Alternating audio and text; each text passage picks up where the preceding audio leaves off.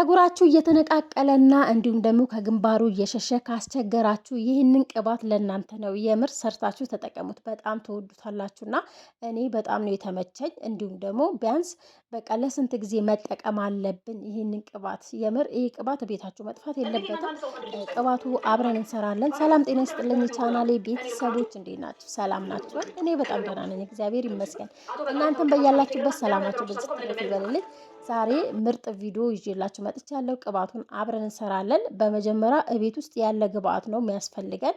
ቀለል ያሉ ቤት ውስጥ ባሉ ግብአቶች ቅባት መስራት እንችላለን። በመጀመሪያ የተጠቀምኩት አንድ ሽንኩርት ተጠቅሜያለሁ። ሽንኩርቱን ልጣችሁ እንዲሁም ደግሞ በልጣጩ ራሱ መስራት ትችላላችሁ። ግን ያው ልጬ አጥቤዋለሁ ማለት ነው።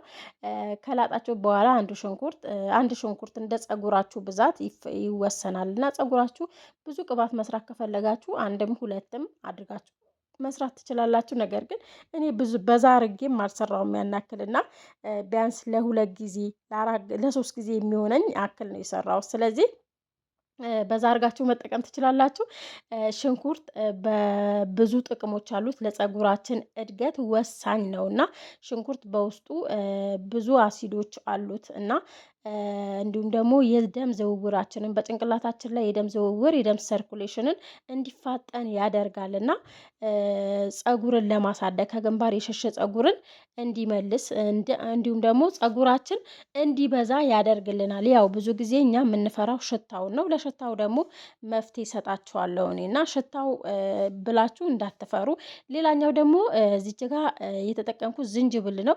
ዝንጅብል በገበያ ራሱ በጣም ውድ በሆነ ዋጋ በአንደኛ ደረጃ ዝንጅብል፣ በሁለተኛ ደረጃ ሮዝሜሪ ተቀምጠዋልና በጣም ውድ ነው የዝንጅብል ቅባትና ነገር ግን እቤት ውስጥ ቢያንስ እናንተ ለሁለት ወር ለሶስት ወር ራሱ ሰርታችሁ በትክክል ብትጠቀሙ ጸጉራችሁን በደንብ ነው የሚያሳድግላችሁ፣ ከግንባር የሸሸውን ይመልስላችኋልና የዝንጅብል ቅባት በጣም ተመራጭ ነው። ትንሽዬ ዝንጅብል ካላችሁ እሱን አቀላቅላችሁ አንድ ላይ መስራት ትችላላችሁ። ዝንጅብሉን በዚህ መንገድ ፈቅፍቀዋለሁኝ። እናንተ መክተፍ ትችላላችሁ በመክተፊያ ወይም ደግሞ እንደዚህ ብትፈቀፍቁት የበለጠ ደግሞ ቶሎ ጊዜ አይፈጅብንም ቅባቱን ለመስራት እና እርጥብ ስለሆኑ ሁሉም ነገር እርጥብ ስለሆነ ጊዜ እንዳይፈጅብን ብዬ ነው። ሌላኛው ደግሞ የተጠቀምኩት እዚህ ጋር አብሽ ተጠቅሜያለሁ። አብሽ ሁሉም ሰው ይፈራዋልና ያው ምን ነው ይቅርታ እንግዲህ ያው የልጆቼ ድምጽ ገባብኝና የልጄ ድምጽ ገባብኝ ተኝተው ስለሆነ ያው የልጅ እናት አይደለም። የልጅ እናት ከእናትነት ጎን እንደዚህ ራሳችንን መጣል የለብንም። እውነቴ ነው የምላችሁ፣ ራሳችሁን ጠብቁ የእግዚአብሔርን እና ከዛ በኋላ ብዙዎቻችሁ የምትፈሩት ነው። ነገር ግን አትፍሩት። ቢያንስ ለሽታው በቃ ሌላ መፍትሄ መፈለግ ማለት ነው። ለምሳሌ እንትን ሻምፖዎችን ስንጠቀም ከኒንን ከተቀባን በኋላ ለተወሰነ ሰዓት ቢሸትም ምንም ችግር የለውም። ከዛ በቡና ሻምፖ ሰርታችሁ መጠቀም ትችላላችሁ። እንዳይሸብትባችሁ ደግሞ እዚህ ጋር ቡና መጨመር ትችላላችሁ ማለት ነው። ያላችሁ ቡና መጨመር ትችላላችሁ። ከዛ በኋላ እኔ ሰንፍላወር ዘይት ተጠቅሜያለሁ። ቤት ውስጥ ያለ የምግብ ዘይት ተጠቅሜያለሁ እና በምግብ ዘይት ራሱ መስራት ይቻላል ይሄንን ቅባት። በሁለተኛ ደረጃ ደግሞ ትንሽ እንትን ጨምሬበታለሁ። ቤቢ ኦይል ካላችሁ በቤቢ ኦይል መስራት ትችላላችሁ። እንዲሁም ደግሞ ይሄኛው በተለይ በአረብ ሀገራቶች በየትኛውም አረብ ሀገር አይጠፋም፣ ኦሊቭ ኦይል አይጠፋም እና ምናልባት ኢትዮጵያ ላላችሁ ውድ ሊሆን ይችላልና ግን ቢሆንም ደግሞ ከራስ የሚበልጥ ነገር የለም። እንዲሁም ደግሞ በራሳችሁ ቤት ውስጥ ባላችሁ ቅባት መጠቀም ትችላላችሁ ማለት ነው። እንደዚህ ከሰራችሁት ቢያንስ አንድ ጊዜ ከሰራችሁ ለወር መስራት ትችላላችሁና ከዛ በኋላ አንድ ላይ እንደዚህ ከሰራን ካዋሃድን በኋላ አሁን እዚህ ጋር እንዳይበላሽብን ምርጥ ቅባት እንዲሰጠን እስቲም እናደርገዋለን። እስቲም ስታደርጉት የበለጠ ጥቅሞቹን አይሄድባችሁም እና ጥቅሙ ጎልቶ እንዲሰጠን ይረዳናል። እና ስቲም እናደርገዋለን ማለት ነው። ቢያንስ ለ45 ደቂቃ ስቲም ማድረግ አለባችሁ ቅባቱን እንዳይበላሽባችሁ። እንዲሁም ደግሞ ንጹህ ማለት ውሃ ካለበት ሊበላሽ ይችላል እና እርጥብ ስለሆነ እርጥብ አዘል ስለሆነ ሁሉም ነገር እዚህ ጋር እርጥበቱን ደግሞ ተኖ እንዲወጣ ውሃውን በውስጡ ያለው ውሃ ተኖ ይወጣል ማለት ነው። ከቅባቱ ጋር አይቀላቀልም።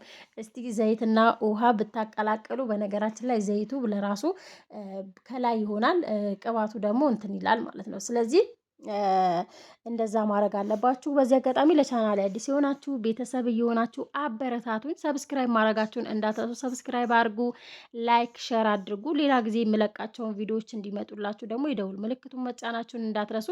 እዚህ ጋር ከዛ በኋላ ስቲም ካደረግኩ በኋላ ለ6 ቀን አስቀምጬዋለሁ። ታምናላችሁ?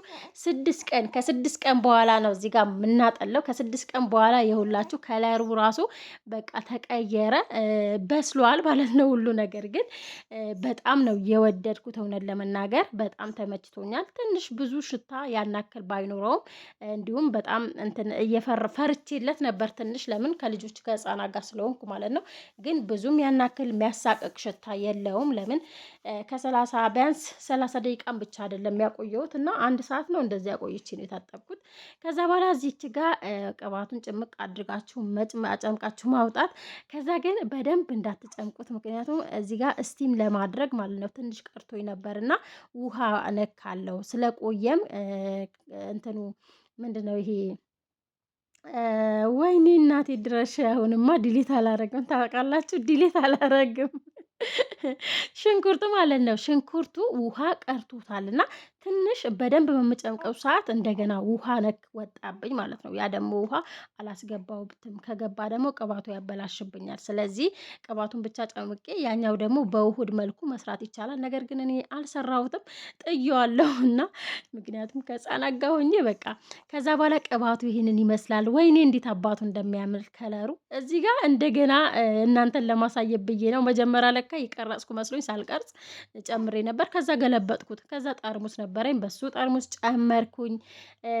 በጣም የሚያምር ሽታው ራሱ አያሳቅቅም እንደነገርኳችሁና አሳልፎ አይሰጥም እና ምርጥ ቅባት ነው የሰራሁት። እናንተም ሰርታችሁ ተቀቡ።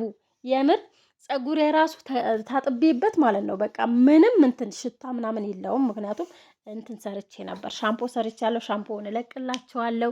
እንደዚህ አይነት ቅባቶች ስትሰሩ ግዴታ የቡና ሻምፖ፣ የሮዝሜሪ እንዲሁም ደግሞ የጥቁር አዝሙድ ሻምፖዎች ጨምራችሁ በሱ ከሰራችሁ ሽታው ይጠፋል፣ ምንም ሽታ አይኖረውም። እና ሽታውን ፈርታችሁ ፀጉራችሁን ከመንከባከብ ፀጉራችሁን ከሚያሳድግላችሁ ነገር ወደኋላ እንዳትሉ።